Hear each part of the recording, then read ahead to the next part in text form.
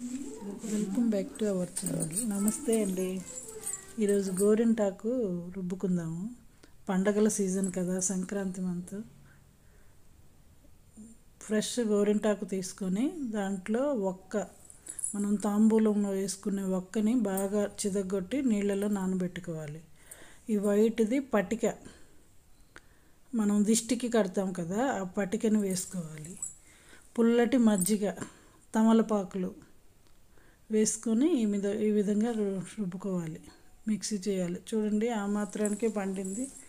ఇలా మిక్సీ పట్టుకొని దీన్ని 1 గంట పాటు వదిలేయాలి. వదిలితే మనకి బాగా ఊరుతుంది. నిమ్మకాయ కూడా వేసాను ఫ్రెండ్స్, చెప్పడం మర్చిపోయాను. ఒక 1/2 చెక్క నిమ్మకాయ, పెరుగు. ఎంత పుల్లటి మజ్జిగ ఉంటే అంత మంచిది. ఇది కొంచెం పల్చగా అయింది, అందుకని ఈ విధంగా హెయిర్తో అద్దుకుంటే మనం ఏ డిజైన్ పెట్టినా ఎక్కువ వాటర్ లేకుండా పీల్చుకొని డిజైన్ పెట్టుకోవడానికి కూడా బాగుంటుంది. ఇలా గోరింటాకుతో మనకు నచ్చిన డిజైన్లు వేసుకోవచ్చు. చాలా ఎర్రగా పండుతుంది. నేను చూపిస్తాను చూడండి. మీకు ఏ డిజైన్ నచ్చితే ఆ డిజైన్ వేసుకోండి. చూడండి, నీళ్ళు కొంచెం పల్చగా అయిందన్నాను కదా, నీరంతా కారిపోతూ చెయ్యి అంతా పండిపోతుంది. కొంచెం ఆ నీళ్లు కిందకి దిగే పండిపోతుంది. ఇలా మనం ఏ డిజైన్ కావాలంటే అది పెన్నుతో గీసుకొని మనం ఈ విధంగా వేసుకోవాలి డిజైన్ అంతటిని. దీన్ని ఓవర్ నైట్ అన్నా ఉంచవచ్చు, నైట్ పెట్టుకొని పడుకునే ముందు. లేకపోతే ఒక 3-4 అవర్స్ ఉంచుకున్నా సరిపోతుంది. ఎండిపోయిన తర్వాత నేను ఈ విధంగా వాష్ చేస్తున్నాను. చూడండి